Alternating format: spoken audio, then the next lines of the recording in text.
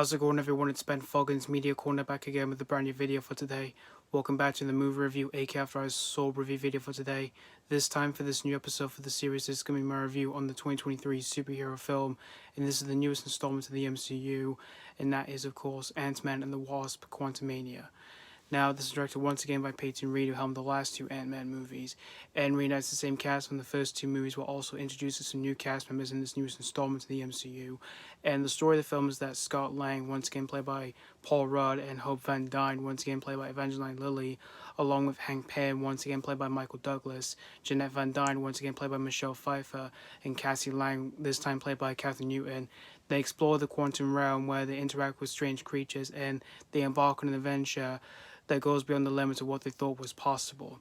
So that's pretty much the whole plot synopsis I can say for Ant-Man and the Wasp: Quantumania. Now, I was really excited for this movie. I really enjoyed the last two Ant-Man movies. I thought the first one, which was released back in 2015, was indeed a great fun superhero movie, and it's definitely one of my favorite superhero movies of that year. And the second movie, which is of course Ant-Man and the Wasp, which came out in 2018, I went to see that one in cinemas when it came out back in that year, and I thought it was a great solid sequel, although it wasn't better than the first one though, but I still enjoyed it nonetheless though. So when I heard we were getting a third Ant-Man movie, I'm just like I said, I was really excited for it, but I was also really intrigued to see what this one was going for from the previous two films.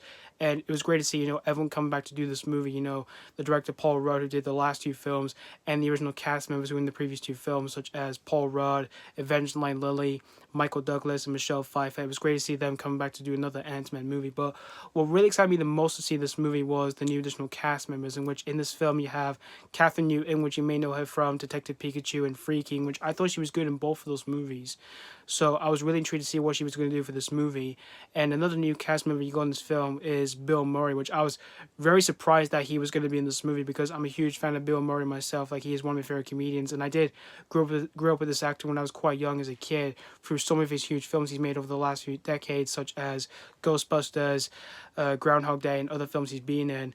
And I was really intrigued to see what he's going to do for this movie. And another new cast member you got in this film is Jonathan Majors, in which in this film he plays the villain Kang, and I was really intrigued to see what he's going to do for his own take of this character, because from what I've heard about this character is that he's considered one of the greatest Marvel villains ever. So I was really intrigued to see what Jonathan Majors was going to do from all of that. And once the trailers to drop by for this film, like I said, I was really excited for it. But in terms of like the most recent MCU films that we've been getting lately, some of them haven't been like critically acclaimed, like Avengers Endgame or like the first Avengers film or any of the MCU films that I consider the best and all that. Like, we've had a few in the most recent years, like Black Widow, Eternals, Doctor Strange and Multiverse of Madness, and Thor: Love and Thunder, which those ones haven't been met with critical acclaim like the other MCU films have. But I did enjoy those films, but they kind of were disappointing films. But they certainly weren't bad films or anything like that. I still had enjoyment out of them, but I did kind of wish they could have been a lot more better though. But I was hoping this film wasn't going to be like that. So I went to see this film on opening day, which was on the 17th of February, and the screening that I was in really wasn't much of a full house, but there was a fair amount of people in the screening that I was in.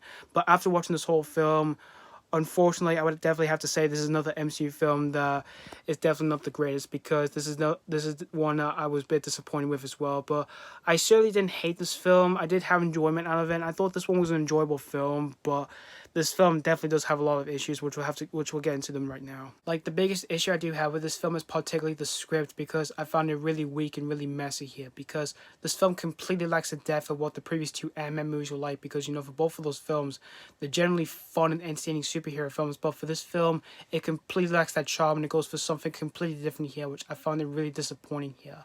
Even though it still has its humorous moments, but there isn't a whole lot of that here in this film. But when it came to those moments in the film, they are generally entertaining enough to basically have myself an enjoyable time with this flick.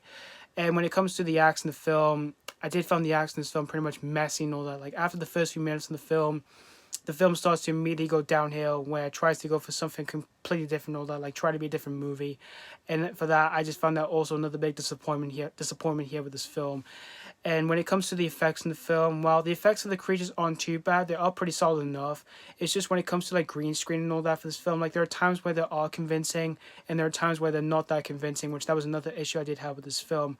But from all of that, it still has what you expect really for an Ant-Man film. Like, the action is pretty fun enough for the most part. And as for the acting in the film, I thought everyone in this film gave pretty good, strong entertaining performances. You know, Paul Rudd is still fun and likable as Ant-Man. Evangeline Lilly is still badass as the Wasp, and Michael Douglas and Michelle Pfeiffer are both really good together as Hank Pym and Jeanette Van Dyke. And as for the new people in the film, like you've got Kathy Newton, which she plays the teenage version of Cassie.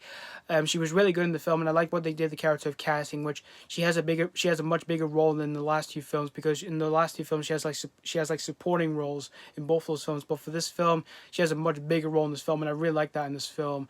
And as for Bill Murray, he is really funny in this film, but he's not in the movie that much. But when it came to moments with him on the screen, it was generally really funny because, like I said, I'm a huge fan of Bill Murray myself. And as for Jonathan Majors, in which he plays the villain in the movie Kang, he was really great in this film, and apparently we're gonna get more of this character in the future for like other MCU films in the near future. And I can't wait to see more of this character in the future, because he's definitely another really great villain to be brought onto the big screen since Loki and Thanos.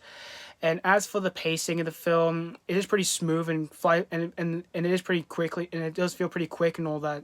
While the film is only 2 hours and 4 minutes, there was never a moment in the film that felt really draggy, or made me lose interest in the slightest, because I was still having an enjoyable time with this film, despite the film just has a lot of things that went wrong here, which I kind of felt would have been a lot more better here. But in the end, guys, like I said, I had an enjoyable time with Ant-Man and the Wasp: Quantumania, but I just kind of wish this one could have been a lot more better from what I expected, really. But it's definitely not one of the worst superhero movies I've seen in my life, and I don't know if I would say this is my least favorite MCU film or anything like that.